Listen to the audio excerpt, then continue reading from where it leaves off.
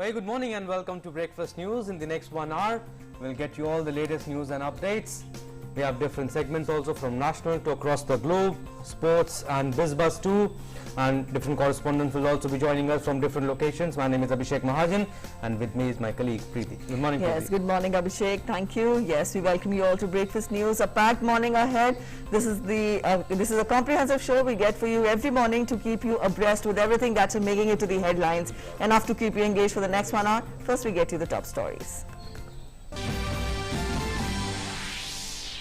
Prime Minister Narendra Modi to visit his parliamentary constituency Varanasi today. He will inaugurate and lay foundation stone of projects worth more than rupees 1500 crores, including an international convention centre, a 100-bed MCH wing in BHU and other infrastructural and tourism development projects.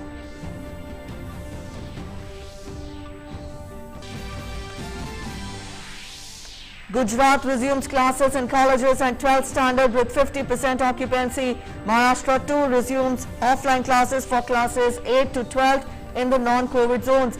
India's COVID-19 vaccination coverage crosses landmark milestone of 39 crore.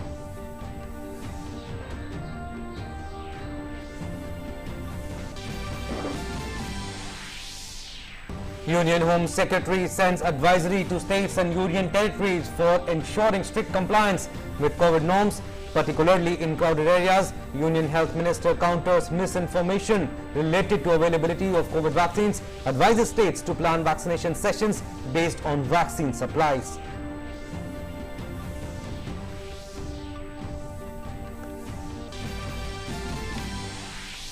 Union Cabinet hikes the DA of central government employees and Dearness Relief of pensioners by 11% to go up from 17 to 28%. Cabinet also gives nod to special livestock sector package. The National Ayush Mission is given continuation from 2021-22 to 2025-26.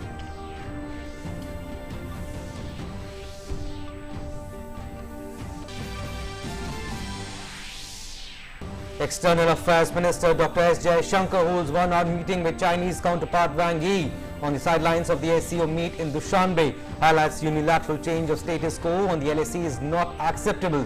States full restoration and maintenance of peace and tranquility in border areas is essential for development of ties. Agreement on convening an early meeting of the senior military commanders.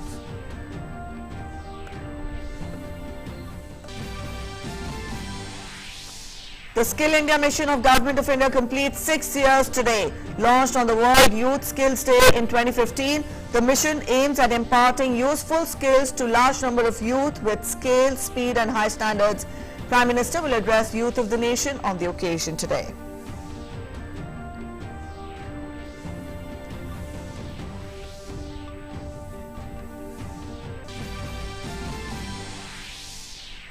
And Afghan Taliban captures an important border point with Pakistan. The sea's West Chaman crossing is a major trade route between southwest Afghanistan and Pakistani seaports.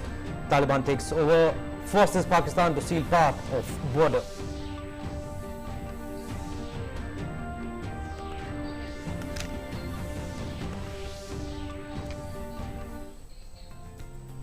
Alright, those are the top stories. Let's get to the news in detail. We begin with the national headlines first.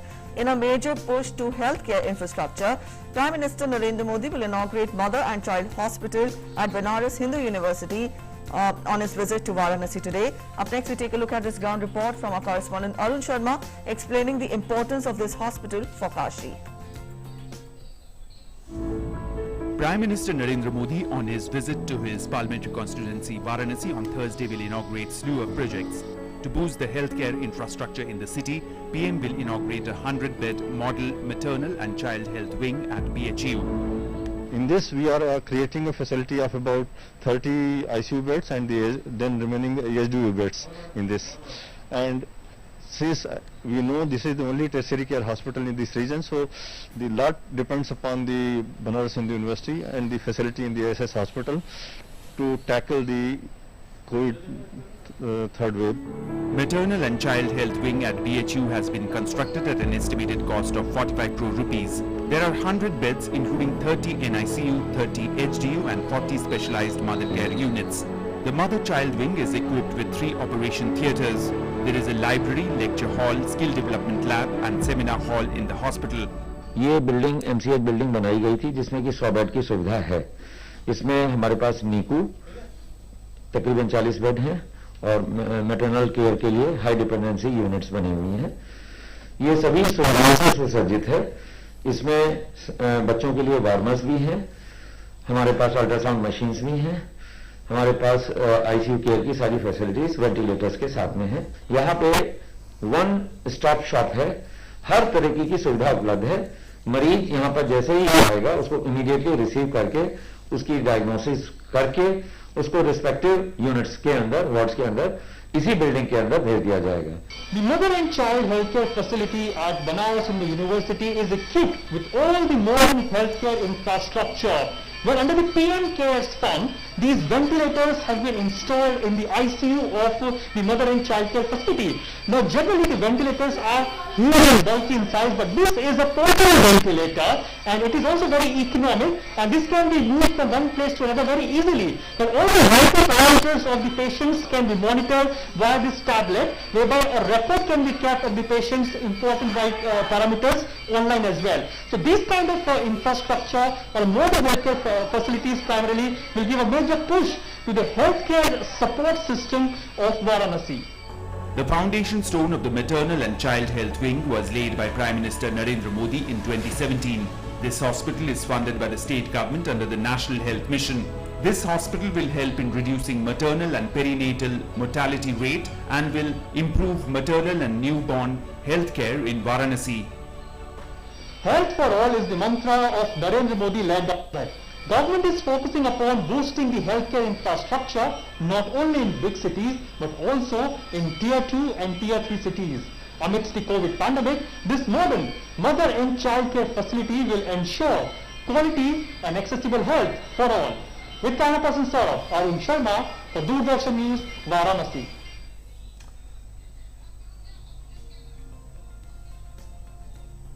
All right, to get us more on that, our correspondent Arun is joining us. Arun, we've seen the detailed report put forth by you from this mother and child hospital at BHU. In the report, you told us about the state-of-the-art technology and the infrastructure which is used. How far will it further take the ambition of the government of providing health for all facilities to the people there? Good morning to both of you and all our viewers. Indeed, it's a significant day for the people of Varanasi and for all those cities that are in the vicinity of this big city Varanasi as far as healthcare sector is concerned. Well, on his visit to Varanasi, Prime Minister Narendra Modi today will be inaugurating slew of projects. More than 1,500 crore rupees of projects will be either inaugurated or the foundation laying ceremony will be happening today. But this healthcare system or the hospital is going to be very much important. As far as maternal mortality ratio or primarily the infant mortality ratio, because government in last 7 years has been focusing upon the fact that how can the maternal mortality ratio and the infant mortality ratio can be controlled or can be brought down. So in that context, primarily this hospital is going to be very much significant. Now let me also tell you that there are all modern technology that has been installed as far as this hospital is concerned. It's a 100-bed hospital, and of course we know this fact that when you talk about these hospitals, the state-of-the-art modern primarily ventilator support has been installed as far as this hospital is concerned. Now generally the ventilators are, we know this fact, Preeti, that the ventilators are bulkier in size, heavy in size, but these ventilators are from the PM Cares Fund, and they are also very much cost efficient. That means the cost of this one particular ventilator is approximately 2.5 lakh to 3 lakh rupees depending upon the features. And this is also very much portable in size. You can move these ventilators from one place to another, and government has been ensuring that how these ventilator support can be ensured in tier 2 town, tier 3 towns, and under the PM Cares Fund. These kind of ventilator supports are being provided all across the country, wherever there is a necessity. So now when Prime Minister Narendra Modi today will be inspecting this hospital, which completely focuses upon the pediatric department, the neonatal part, and of course this hospital will play an important role towards bringing down the mother mortality rate and the infant mortality rate, and this is going to be a boon for the people of Varanasi, indeed. Absolutely, Arun. Now Vishal Barrister, our correspondent, is also joining us live. Good morning, Vishal. Like Arun was also telling us that Prime Minister Narendra Modi will visit his constituency in Varanasi today and inaugurate a slew of projects and also address a public meeting.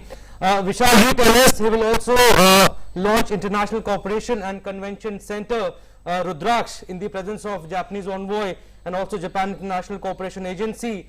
He will inaugurate this center.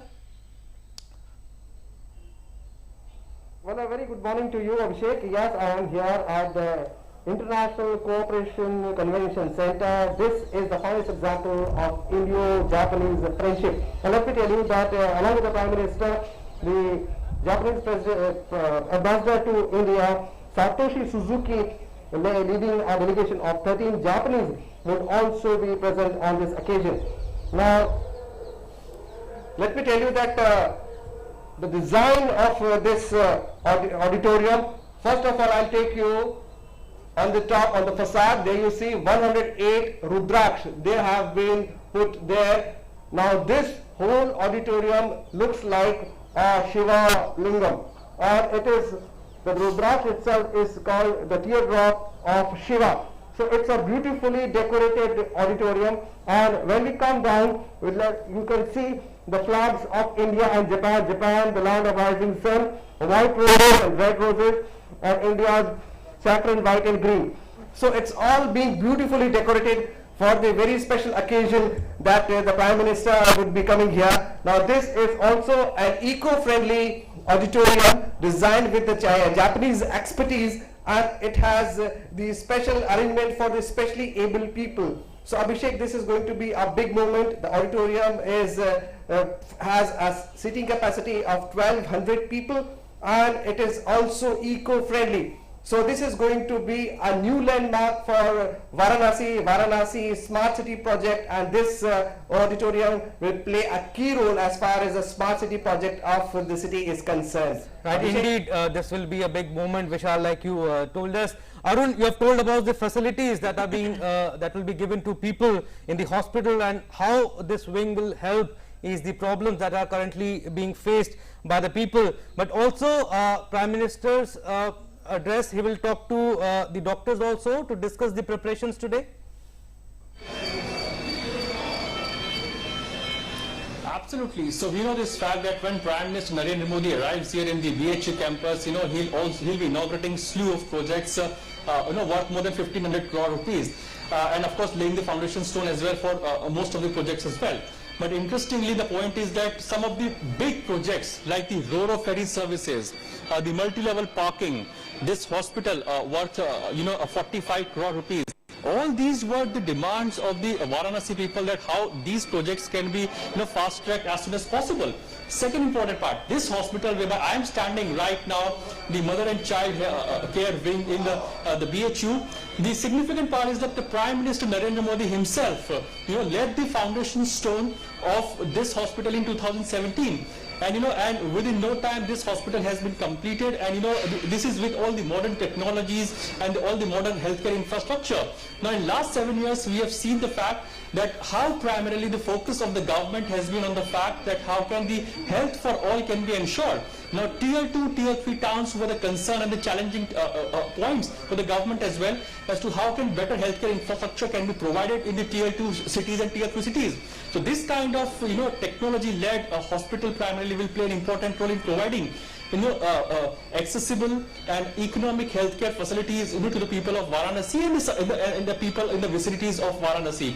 And there is also one more aspect to it, because in this COVID pandemic time, the focus is on increasing or boosting the pediatric infrastructure, the pediatric healthcare infrastructure in our country. And in that context, this hospital, where I am standing, this mother and child healthcare facility in BHU, will play a significant role. It's a 45 crore worth of investment, and the state government has funded this hospital. And of course we know this fact that interestingly Prime Minister Narendra Modi only led the foundation stone of this hospital, and today he will be inaugurating and inspecting this hospital, and also will be interacting with the medical professionals of this hospital as well. All right, Vishal, you told us about the salient features of this center. I would want you to specifically talk more about India-Japan, friendship. When we talk of the relationship between the two countries, this is another feather in the cap. Added to that, the Prime Minister will also be inaugurating other developmental projects. Get us details of that as well, and he will be addressing a public meeting. Well, absolutely, Preeti. Before I answer to your question, let me tell you that the design and the city itself is very close to the Japanese culture, because Varanasi is also known for Sarnath, and Sarnath, the center of Buddhist religion, and that is why it is very, very important for the Japanese people. Now, when we talk about the different projects, we have to divide the projects into two parts. The one that are being inaugurated by the Prime Minister. Now these projects will be 744 crores, up to 744 crores, and that includes this Auditorium International Convention and Cooperation Center, which would also serve as a trade center for Varanasi, and it would give a huge fillip to the economic activities of Varanasi. Along with that, there is also one flyover that is coming over Varanasi-Ghazipur highway, and that is going to be a 3-lane flyover, another big boost as far as the quick transportation facility is concerned. And also there are not many stone laying ceremonies which are happening, and they are of more than 800 crores, and that includes CPET, which is Center for Petrochemical Engineering. And also the special arrangements for the packaging of mangoes and vegetables. Remember, UP is also known for its mangoes of various kinds. So not many things are happening, and along with that 144 crores of rural mission, and sorry, I beg your pardon, for the rural development under the Jal Jeevan mission. So these are going to be the important projects for which the Prime Minister would be laying as a foundation stone. Though the weather is quite hot and humid here, but definitely the bouquet of gifts that the Prime Minister would be giving for Varanasi would give a huge relief to the people of Varanasi, and also to all those who have been fighting the second wave and the first wave of the pandemic. We have had a very tough time as far as the economic activities are concerned. Tourism has had a very bad hit. So along with the economic activities, tourism sector has also been taken care of. Now this includes a RoRo facility. Now what is RoRo? RoRo is roll on, roll off. So the vehicles that can roll into a ship or a boat, and you can simply take on your vehicle inside, and then wherever you go across the bank, you can simply drive your vehicle out of it. So this is all being done, RoRo facility for the tourists. And it's the vision of the Indian Prime Minister, because it is not happening simply because it is his constituency, but everything Narendra Modi does is with a mission and vision of India first, and which has a future and which has benefits for the people of the country in the long run. So whether it's economic activities, whether it is tourism, whether it is health, as Arun was telling us, now this is all being done not only for Varanasi, but it will have its huge impact as for especially for the eastern part of the state, which is also called Purvanchal. Purvanchal for a very long time was ignored for lot many reasons, but ever since Varanasi became the constituency of Prime Minister Narendra Modi, it has seen a sea change, and the whole area has seen a lot of development because of the Prime Minister. And also Vishal, the center, like you mentioned, which will be inaugurated by the PM, it would show a glimpse of ancient city of Kashi, like you also mentioned, and 108 Udrodraksh have also been installed in the center. Can you elaborate more on the convention center? How is it different from others? And also tell us about the preparations in Varanasi ahead of the visit. How is the city decked up?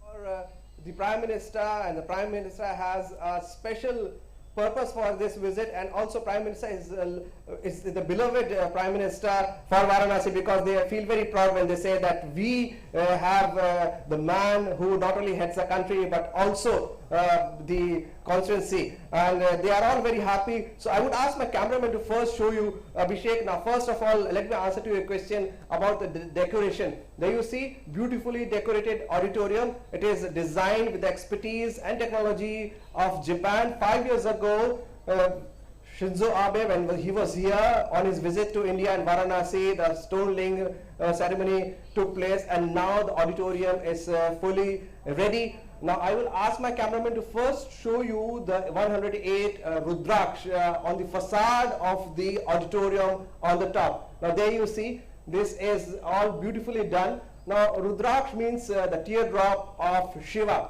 So when we are talking about Varanasi, it is also known as Kashi, land of Lord Shiva, and also Kashi is also known for its unique culture, for its Buddhist culture and the culmination of Hinduism and Buddhism. And this auditorium has a facility of 1200 people. It is specially designed for the specially able persons, and also it is eco-friendly. So there you see, it is also beautifully done.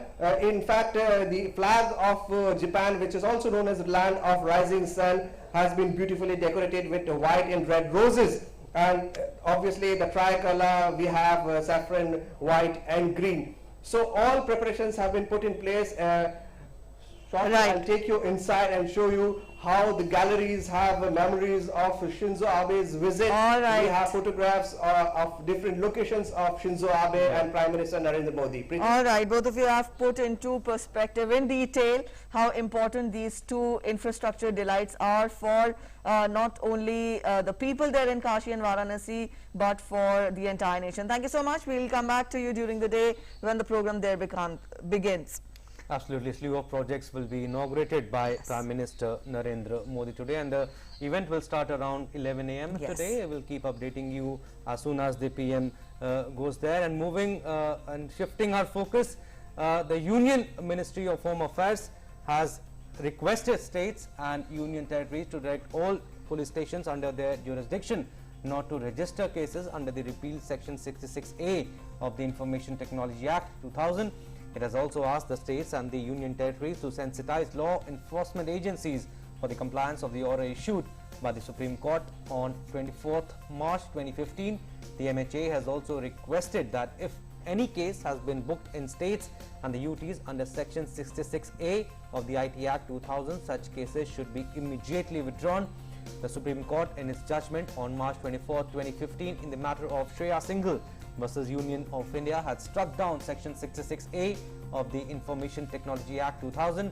This made Section 66A of the Information Technology Act 2000 null and void with effect from the date of the order, and hence no action could be taken under this section.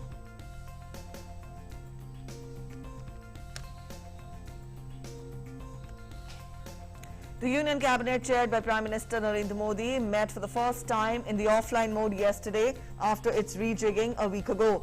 Several approvals were granted, which will not only benefit the rural economy but also bring much needed relief to government employees and pensioners. The Union Cabinet hiked Dearness Allowance to central government employees and Dearness Relief to pensioners. DA and DR both were hiked to 28% with effect from 1st of July this year. DA and DR increased by 11% over existing rate of 17% of the basic pay or pension. 3 additional installments of DA and DR due from 1st January 2020, July 1st 2020 and January 1st 2021 had been frozen due to COVID-19 pandemic. Hiked DA and DR reflect additional installments arising on January 1st 2020, July 1st 2020 and January 1st 2021. DA and DR rate for period between January 1st last year to June 30th this year will remain at 17%. The hikes will benefit 48.34 lakh central government employees and 65.26 lakh pensioners. The government will have to bear an economic burden of over 34,000 crore rupees to pay the hikes.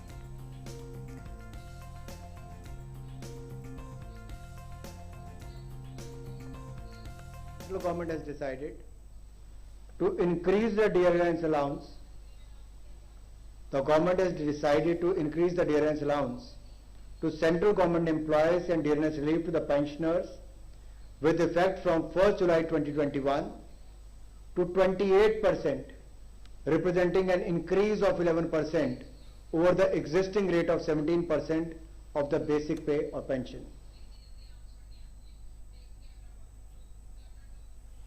In another important decision, the Union Cabinet approved the continuation of the National Ayush Mission from April 1st, 2021 to March 31st, 2026. The decision will have a financial implication of rupees 4,607.3 crore. The approval will help in the establishment of 12,500 Ayush health and wellness centers nationwide. 6 new Ayush medical colleges and other Ayush facilities will also be expanded. National Ayush mission को वित्तीय वर्ष 2021-22 से लेकर 2025-26 तक जारी रखने का निर्णय किया गया है। नेशनल आयुष मिशन को 2021-22 से लेकर 2025-26 तक जारी रखने का निर्णय लिया गया है। इसके अंतर्गत कुल खर्च 4,607 करोड़ रुपया 5 वर्षों में किया जाएगा। इस योजना के क्रियान्वयन से आयुष प्रणाली की शिक्षा और प्रशिक्षण का विस्तार किया जाएगा। नागरिकों को आयुष प्रणाली के माध्यम से प्रिवेंटिव और प्रोमोटिव एस्पेक्ट्स और होलिस्टिक हेल्थ केयर का लाभ उपलब्ध कराया जाएगा। India has once again reiterated to China that unilateral change of status quo along the LAC is not acceptable. External Affairs Minister Dr. S. Jaishankar had a bilateral meeting with his Chinese counterpart Wang Yi on the sidelines of the SCO Foreign Ministers meet. The two ministers had a detailed exchange of views on the current situation along the line of actual control in eastern Ladakh and also on other issues related to overall India-China relations. Recalling their last meeting in Moscow in September last year, the External Affairs Minister emphasized the need to follow through on the agreement reached then and complete the disengagement, resolving the remaining issues along the LAC in eastern Ladakh at the earliest. External Affairs Minister pointed out to the State Councillor that the successful disengagement in the Pangong Lake area earlier this year had created conditions for resolving the remaining issues. It was expected that the Chinese side would work with us towards this objective. He noted, however, that the situation in remaining areas is still unresolved. He recalled that both sides had agreed that a prolongation of the existing situation was not in the interest of either of the sides. It was visibly impacting the relationship in a negative manner. Assessing the overall relationship, External Affairs Minister emphasized that maintenance of peace and tranquility in the border areas has been the foundation for development of the ties since 1988. The attempts to change status quo last year that also disregarded commitments under the 1993 and 1996 agreements have inevitably affected the ties. He emphasized that it was therefore in mutual interest that the two sides work towards early resolution of the remaining issues along the LAC in eastern Ladakh, while fully abiding by the bilateral agreements and protocols. The two ministers noted the agreement between both the sides in the last meeting of the working mechanism for consultation and coordination on 25th of June this year to hold another round of meeting of senior military commanders. They agreed that this should be convened at the earliest. They also agreed that in this meeting, the two sides should discuss all the remaining issues and seek a mutually acceptable solution. There was also an understanding that both sides will continue to ensure stability on the ground, and also neither side will take any unilateral action that could increase tension. The two ministers agreed to remain in touch.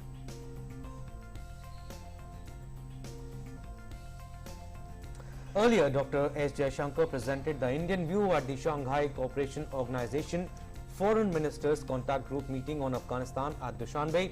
Afghanistan's security situation dominated the meeting, where India called on members of SCO to act against terrorism and terror financing. The External Affairs Minister explicitly said that the world is against seizure of power by violence and force, and any such act will not legitimize such actions. He added that the future of Afghanistan cannot be its past. Combating terrorism and extremism is the key purpose of the Shanghai Cooperation Organization, and it must take concrete steps to stop terror financing urgently. This was the clear message from India to the SCO member states, even as the group huddled to find a way out of the deteriorating security situation in Afghanistan. During the SCO Foreign Ministers Contact Group meeting on Afghanistan at Dushanbe, External Affairs Minister Dr. S. Jaishankar presented the Indian view on the future of Afghanistan. He later tweeted the salient points of his address. The External Affairs Minister stressed on three major points. He said that the world, region and the Afghan people all want the same end state, which will be an independent, neutral, unified, peaceful, democratic and prosperous nation. Ceasing violence and terrorist attacks against civilians and state representatives, settle conflict through political dialogue and respect interests of all ethnic groups, and ensure that neighbors are not threatened by terrorism, separatism and extremism. Dr. Jaishankar said that the challenge is to act seriously and sincerely on these beliefs, adding that there are forces at work which have a very different agenda. India also made it clear that the world is against seizure of power by violence and force, and any such act will not legitimize such actions. The External Affairs Minister once again stressed on the importance of peace negotiations and adding that it is the only answer to the Afghanistan matter. He said that the future of Afghanistan cannot be its past. A whole new generation has different expectations and the world should not let them down. India has made it clear on more than one occasion that it is committed to an independent, sovereign, united and democratic Afghanistan. The SCO Council of Foreign Ministers has completed 20 years. Dr. S. Jaishankar said that this is an opportune time to reflect on the achievements and deliberate on the challenges. India also highlighted the One Earth, One Health message and urged early universal vaccination. The External Affairs Minister also spoke on reform, multilateralism and underlined the need to rejuvenate this domain. Bureau Report, DD India. Uzbekistan's capital Tashkent will be hosting the SCO conference Central and South Asia Regional Connectedness, Challenges and Opportunities. The conference that is slated to happen today and continue tomorrow, it includes the theme of security and connectivity. External Affairs Minister Dr. S. Jaishankar will represent India at the conference. ये सम्मेलन Uzbekistan में हो रहा है, Tashkent में। Uzbekistan की सरकार एक ऐसा सम्मेलन करवा रही है काफ़ी दिनों के बाद, जिसमें वो मध्य एशिया और दक्षिण एशिया इनके बीच में कैसे कनेक्टिविटी, क्या संबंध रहेंगे और इस कनेक्टिविटी से जुड़े हुए क्या प्रश्न हैं, जैसे कि क्या सांस्कृतिक इतिहास रहा है, संस्कृति और इतिहास में हम कैसे एक दूसरे से संबंधित रहे हैं, जुड़े रहे हैं, आज की समस्याएं क्या हैं, रीजनल थ्रेट्स क्या हैं, चैलेंजेस क्या हैं, इसके बारे में ये सम्मेलन है और कई देशों के प्रतिनिधि यहाँ पे आ रहे हैं। बहुत खुशी की बात है कि भारत से हमारे माननीय विदेश मंत्री डॉक्टर जयशंकर हमारा प्रतिनिधित्व करेंगे। Representatives of Russia, Iran, Pakistan, China, US and the European Union are to participate in the meet. India has been seeking alternate land and sea routes to connect with landlocked Afghanistan, especially since ties with Pakistan had got tensed and that resulted in no direct overland route to Afghanistan. Indian Ambassador to Uzbekistan, Manish Prabhat, stressed on the importance of the conference and what are India's expectations from the high-level visit. India Central Asia dialogue जो कि विदेश मंत्रियों के स्तर पर होता है, उसके इस डायलॉग के 2 एडिशंस हो चुके हैं अभी तक। इस प्लेटफॉर्म के जरिए भी जो पांचों मध्य एशिया के जो 5 देश हैं, भारत और अफगानिस्तान, सभी के विदेश मंत्री एक साथ मिलकर बैठते हैं और कनेक्टिविटी के विषय पे इस प्लेटफॉर्म पे भी बात हुई है। तो हम चाहते हैं कि एक ऐसा हमारे पास ओवरलैंड कनेक्टिविटी बने, सरफेस कनेक्टिविटी, जिसके चलते हमारा व्यापार बढ़े और खासकर चाबहार का जो बंदरगाह है ईरान में, जिसको विकसित करने के लिए भारत ने बहुत कुछ किया है। हम चाहते हैं कि चाबहार के बंदरगाह के जरिए हमारा ये कनेक्टिविटी का सिलसिला बने मध्य एशिया के देशों से और इससे हमारा व्यापार बढ़ेगा। Meanwhile, according to the sources, in the context of ongoing unrest in some parts of South Africa, External Affairs Minister Dr. S. Jaishankar yesterday spoke to Foreign Minister of South Africa Dr. Naledi Pandor. It was a cordial and open conversation as the two leaders know each other personally and separately. Secretary MEA Sanjay Bhattacharya also met the High Commissioner of South Africa to India, Joel Sibusiso Debele. South African side assured that their government was doing its utmost to enforce law and order and asserted that early restoration of normalcy and peace was its overriding priority. They expected the situation to improve soon. And regarding reports of arson and looting against Indians and Indian origin South Africans, the South African side conveyed that opportunistic elements were taking advantage of the situation to engage in looting and violence, as had been highlighted by President Ramaphosa in his address to the nation on July 12th. They emphasized that the ongoing events were criminal in nature and not political or racially motivated.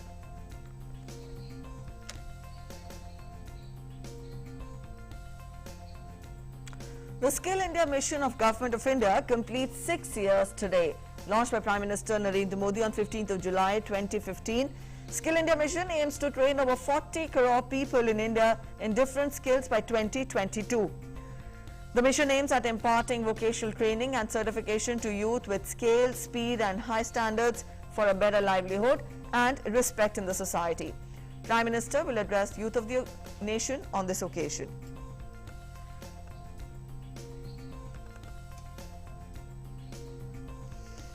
In Maharashtra, schools reopened from today in those areas where no active COVID-19 case has been reported in the last month. The schools have been allowed to resume offline classes for students of classes 8th to 12th and before the commencement of schools. Corona vaccination of all teachers and non-teaching staff in their respective schools has been done on priority. The schools have been instructed to strictly abide by the COVID-19 safety guidelines and protocols laid down by the state government.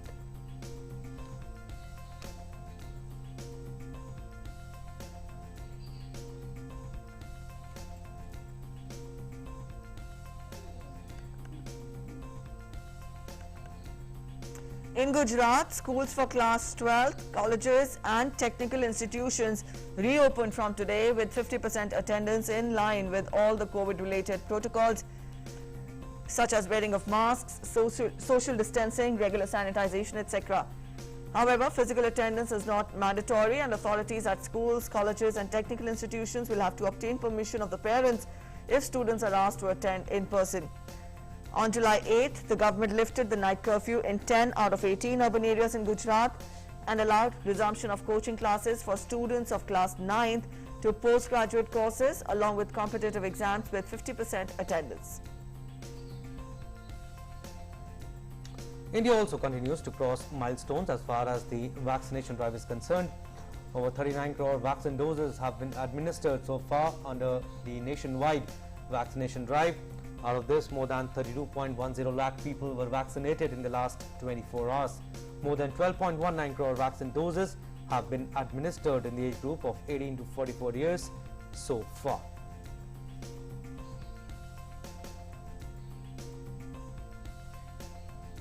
And now we get you across the globe, wherein we get you all the international updates.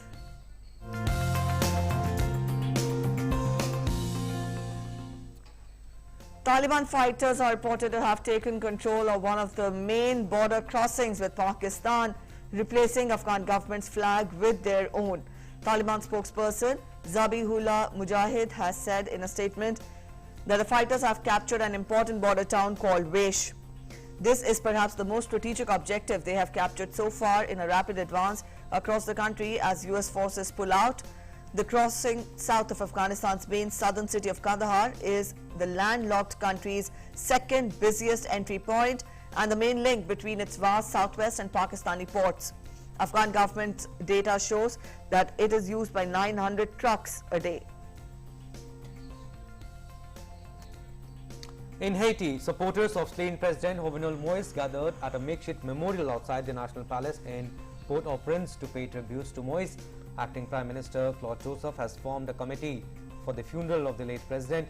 Joseph called on Haitian citizens to participate in the funeral ceremony and events honoring Moïse's life.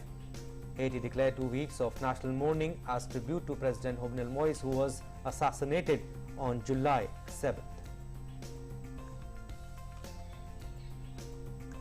At the United Nations, countries paid tribute to Haiti's slain president and expressed solidarity and support for the Haitian people. UN ambassadors stood to mark a moment's silence for Moise during the General Assembly tribute. Haiti's UN ambassador Antonio Rodrigue appealed to international support. He appealed for international support for the country in the wake of President Jovenel Moise's assassination. Deputy UN Secretary General Amina Mohammed said that the United Nations stands with Haitians in the spirit of solidarity. At this uncertain time, Haiti needs the support of the international community more than ever in the face of the challenges that we need to address.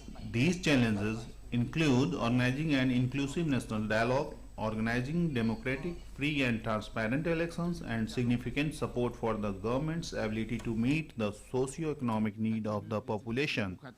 The United Nations stands with Haitians in a spirit of solidarity and partnership. The partnership that is grounded in helping moving Haiti from emergency approaches to long-lasting solutions.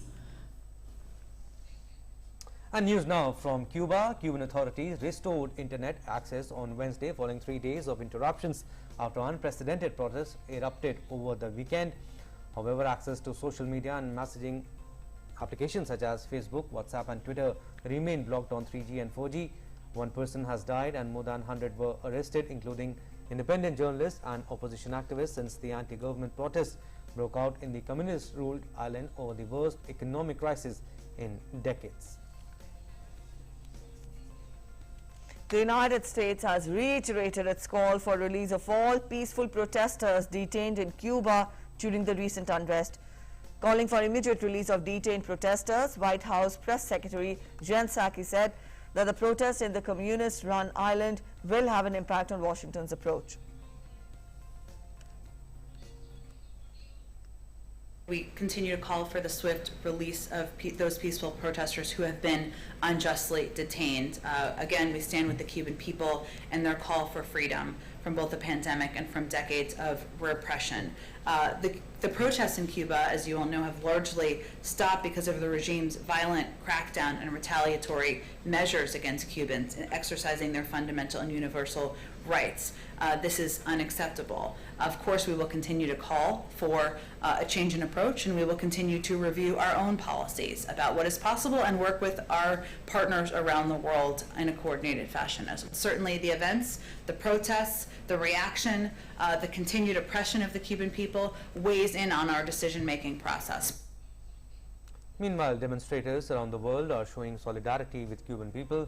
In Spain, dozens took to the street in Madrid on Wednesday in support of Cuba anti-government protest. Most of the protesters targeted Cuban President Miguel Díaz-Canel. In a move to show their support to the protesters, Madrid projected the colors of the Cuban flag on the facade of the regional government's headquarters and the famous Cibeles fountain.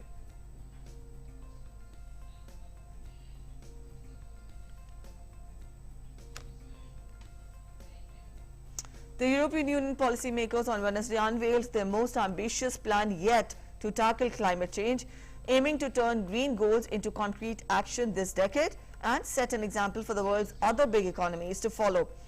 The European Commission, the European Union executive body, set out in painstaking detail how the bloc's 27 countries can meet their collective goal to reduce net greenhouse gas emissions by 55% from 1990 levels by 2030, a step towards net zero emissions by 2050.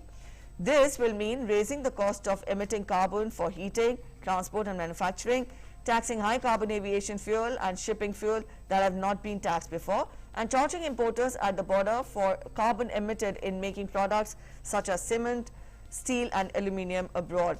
It will consign the internal combustion engine to history. European Commission President Ursula von der Leyen expressed upon the carbon pricing as a strong measure to control harmful emissions.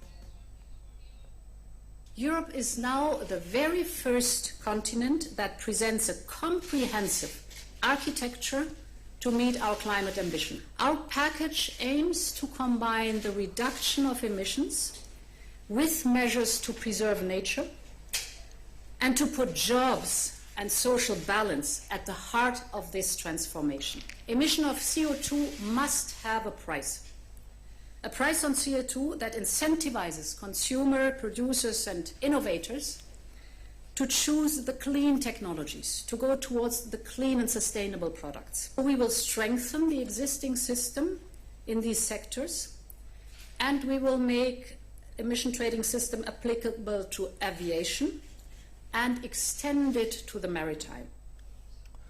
Well, let's now take a look at updates on COVID-19 from across the world. The world continues to battle COVID-19. So far, over 18 crore 91 lakh people have tested positive across the globe, while the number of recoveries stand above 17 crore 23 lakh. The deadly virus has claimed more than 40 lakh 73,000 lives worldwide, and the US continues to remain worst affected from COVID-19, with number of cases crossing 3 crore and 48 lakh. The number of deaths in the country from virus stands above 6 lakh and 23,000.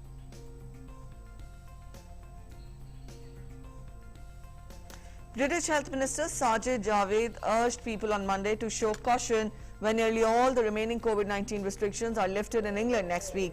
He said, stating an increase in cases underlined that the pandemic is by no means over.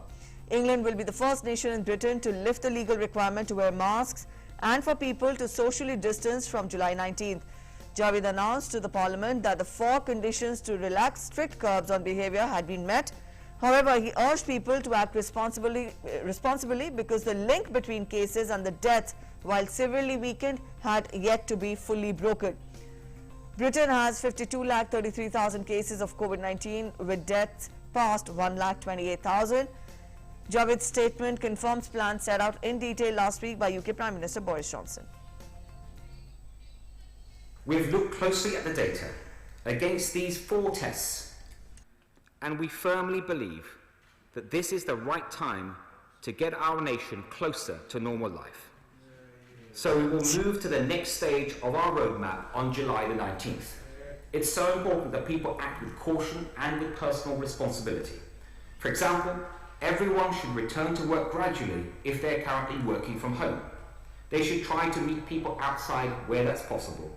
And it's expected and recommended that people should wear face coverings unless they're exempt in crowded indoor settings like public transport.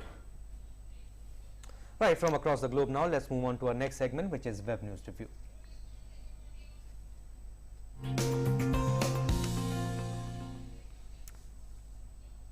All right, for this, Anil is joining us this morning. Anil, good morning. Let us know what all headlines have you picked up for us from the social media platforms.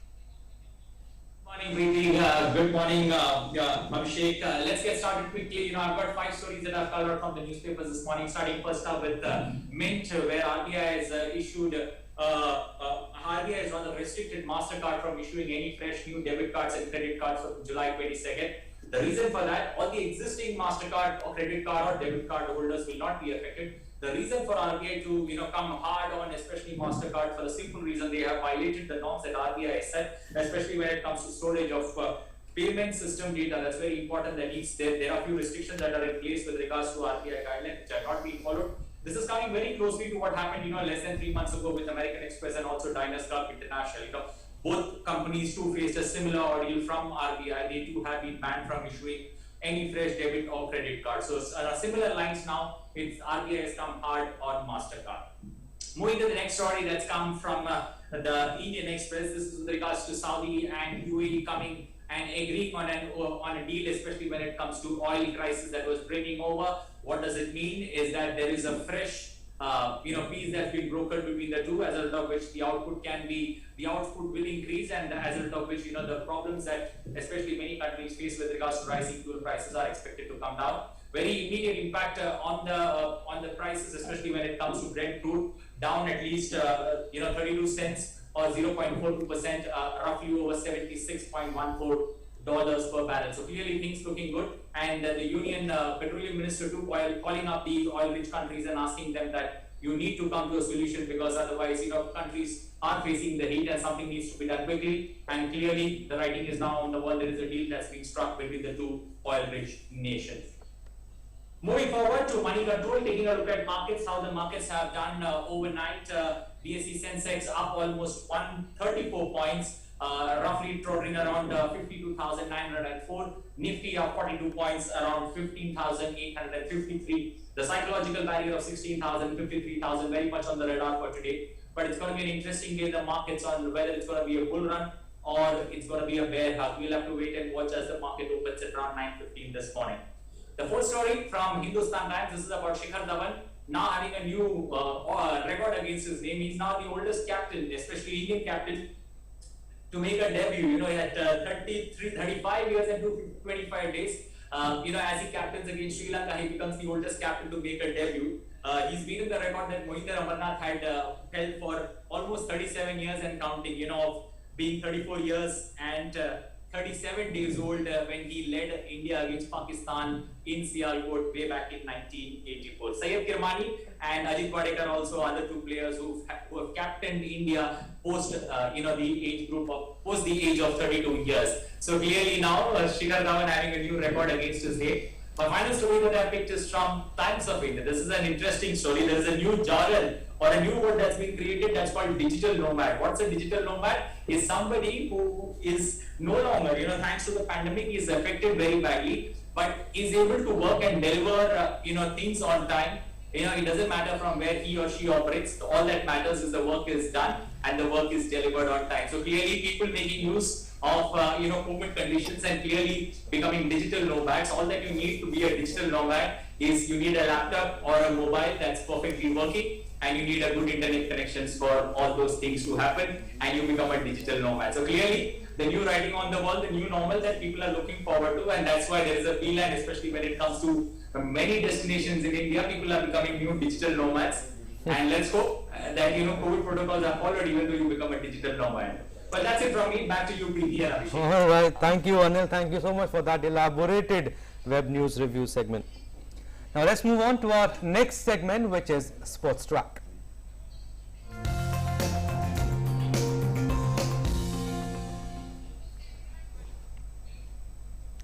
World champion PV Sindhu will open her campaign at the Tokyo Olympics against Ksenia Polikarpova of Israel on 25th July.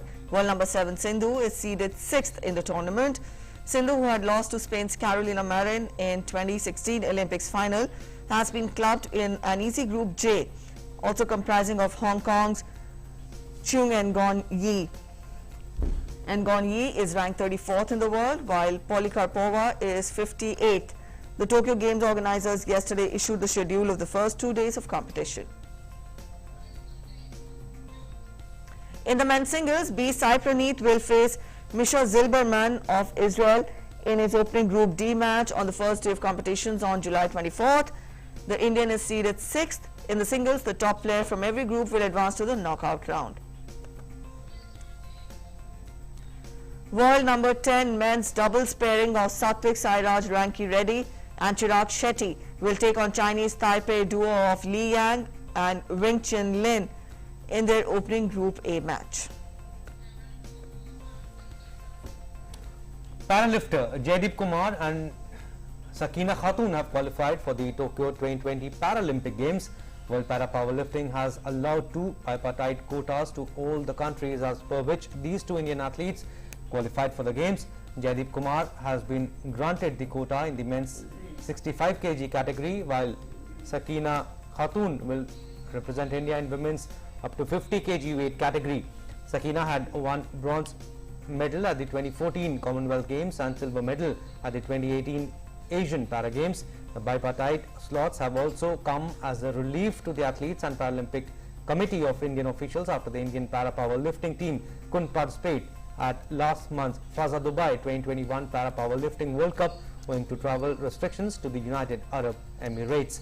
The Tokyo Paralympics will be organized from August 24th to September 5th.